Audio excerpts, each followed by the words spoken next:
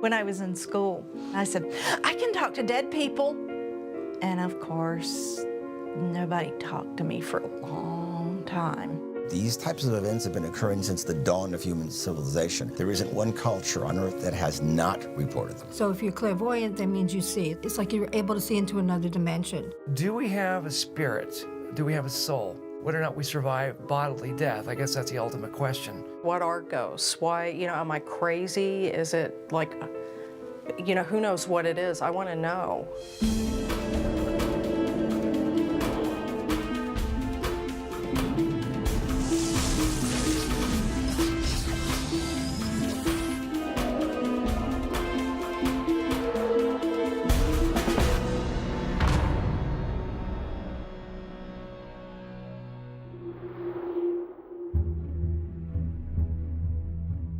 We wanted to be scary. We spent a week with a lot of books about ghosts and poltergeists, and we also wanted to base it on what we felt were the facts that existed in literature and with people who studied ghosts. So we wanted to base all of the things that happened in the movie on those kind of things rather than on things that were made up. Poltergeist disturbances over a fairly short duration, perhaps a couple of months. Hauntings can go on for years. Are you telling me that all of this could just suddenly end at any time? Yes, it could. Unless it's a haunting. One of the most ancient beliefs we have, and it permeates the whole of the human condition, is that ghosts are spirits of the dead who come back to communicate a message. And the number of people who've reported this is phenomenal. The term ghosts suggests and implies that when our physical body dies, that something remains behind. I think a ghost is an entity, something that can appear, more visual, but you can also hear it. Where are they coming from? I don't know. Ghosts are people who don't know that they're dead.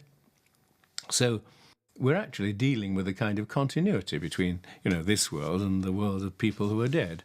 What are these ghosts and spirits actually like? I mean, why do they exist in the first place? What do they want? Why are they here? Why don't they just stay there? Why are they coming to us? A spirit or a ghost is simply someone who hasn't passed through the light. A ghost is stuck between this world and the next world. We see that generally a violent traumatic death is what seems to precipitate a ghost. Ghosts supposedly linger because they have unfinished business, something that they haven't really finished in life. Sometimes this becomes an entity who is not able to adjust to the next step, which is, of course, being on the other side. It's a place there's no resolve to it. There's no closure.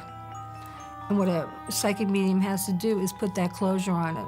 One thing's for certain, though. All ghosts are not equal. And one of the great examples of this is the difference between the so-called ghosts and the poltergeists. The difference between a ghost and a poltergeist is obviously the difference between something that appears to be a completely natural thing, the ghost, and something which is actually, in effect, a kind of spiritual juvenile delinquent, because that's what poltergeists are. Now the word gives it away. Polter is German for noisy, and Geist is German for ghost. They seem to kind of draw the energy to where they are. Books have flown off the shelf, vertically, not like they would fall over. People would hear voices. It consists of objects being moved by unseen hands, things being thrown, or people being pushed.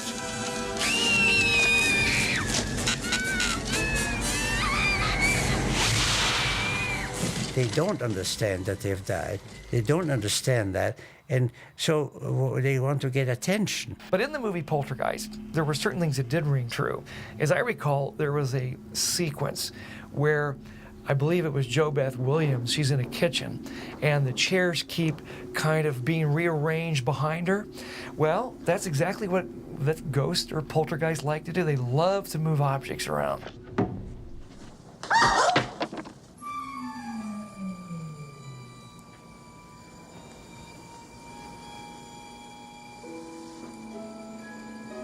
people. Uh-huh. Undoubtedly, Poltergeist, the film, did have quite a big impact in getting far more people interested in the phenomenon of poltergeist, because I think most people were simply not aware how common it is. When I look at it now and look back on it, a lot of the stuff that's in there, it's all based on an actual occurrence. Sure, they enhanced a lot of that stuff for the dramatic effect, but, you know, if you really analyze every little piece of it, it's all based on actual experiences. But what are they? That's the question. There's a lot of different theories. Some link them to hauntings, especially places of great tragedy. Some link them to children, especially young girls. It's normally centered around a child, normally of high intelligence, but someone who holds everything in. Yes. I don't know. I don't know. Then you have the people who say they can communicate with the dead. You have the mediums, the clairvoyants, the psychics. Medium, trans-channeler, all meaning the same thing. Medium being somebody who is in between. I don't know what hovers over this house, but it was strong enough to punch a hole into this world, take your dog away from you. Some call themselves shamans or spiritualists or spiritual healers. The seance masters, you have the ghost hunters, etc., etc. They're individuals who see and deal with the paranormal, with the outside, with the extremes of the mind. Basically, channeling is the idea of being able to channel energy through you or be able to channel energy from the other side. But a trance channel was an individual who would allow an energy to come into their body and speak through them. There are a lot of people that still exist right now that they do that a lot. This is fairly common. Some spirits can actually use people who can do this kind of thing. Being a clairvoyant, being psychic, having given the gift of sight, if you will, is tapping into what we all have as our sixth sense. Hello?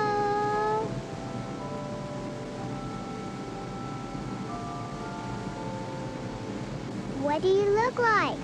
Everybody's capable of tapping into it. It's whether or not we choose to really hear, whether we're chosen to see.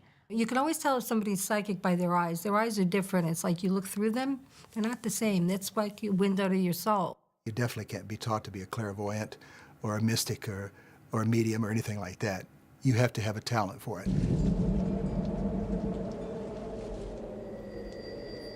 As a child, I always knew things. I knew everything that was going on. I didn't like that gift. I was uncomfortable with it. Because, you know, try getting a date. You know what the guy's thinking. There's certainly many people who are afraid of acting as mediums, and I don't blame them in the least. I can't think of a bigger bloody nuisance than being a medium. They feel like freaks, and they're not able to function in a normal environment because they have these savantish things that are just coming out and emanating from them that they can't explain and that no one around them understands. I've always had this, and it has made me seem very strange. And I have had people that come to me where I work, where I am a psychic, and they have the gift too, and they will never admit it, and they will never go there. But for a lot of people, it is very painful, and they just shut it down. I sense. I can feel that where the activity is coming from, what room, where it hangs out the most, and where it scares the person the most, you know, when they would see it. Because ghosts have a funny way, you know, they just pick inappropriate times to bother you. Emotions are the easiest ones for me to pick up.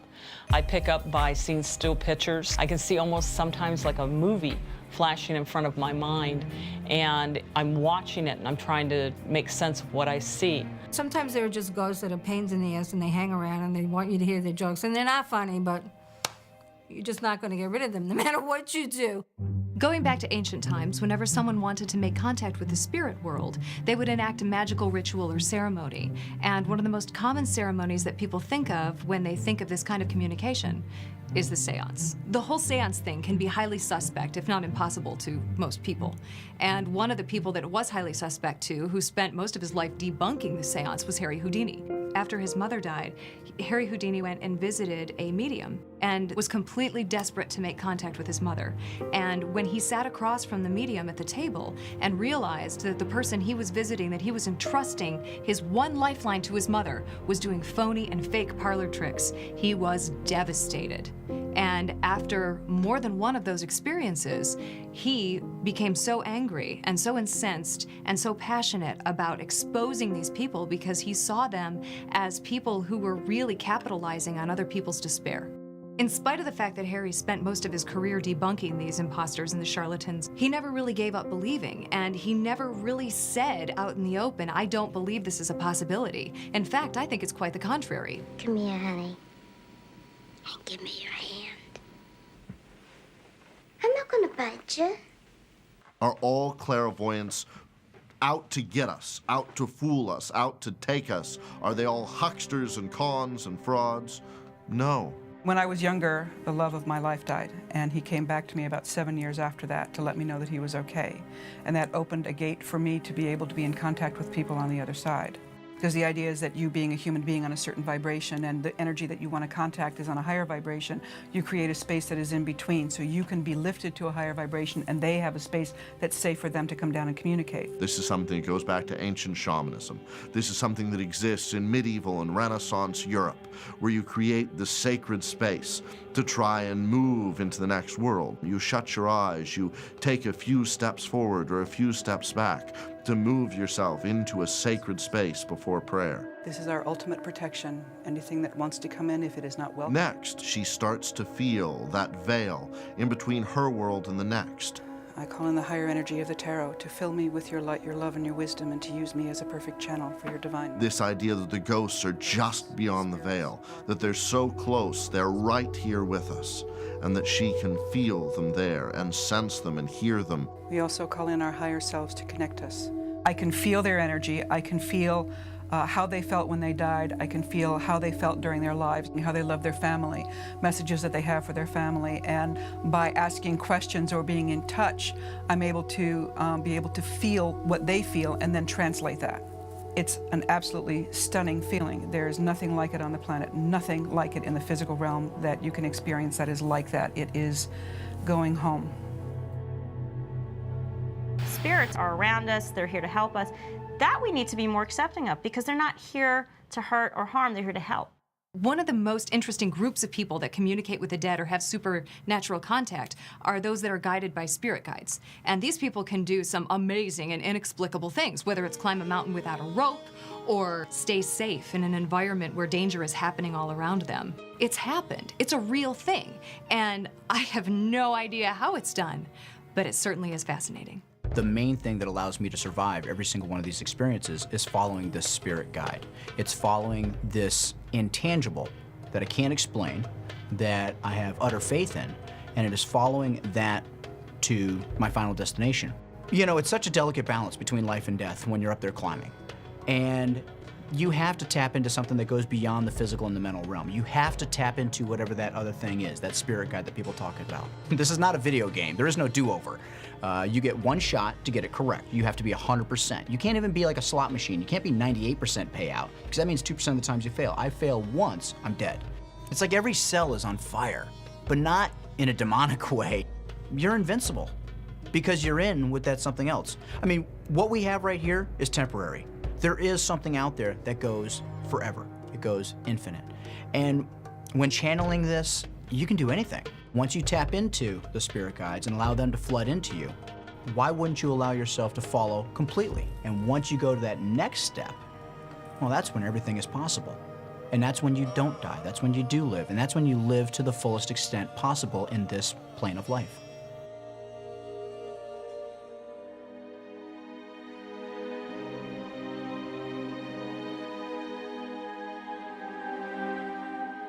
So this idea that there is an existence beyond this one, and that it is very similar to this one, and that we might be able to reach back, is very human. To be honest with you, it gives me a lot of comfort to think that there's life after death. That this isn't, you know, we just disappear. Communicating with the dead is a beautiful mystery. And if I have an opportunity to walk through that door, you bet I'm turning the knob. I am told by many, many people that you rise out of your body into a light. But do we know this for sure? Only when we go ourselves. Whatever it is, it's the answer to the greatest mystery of all.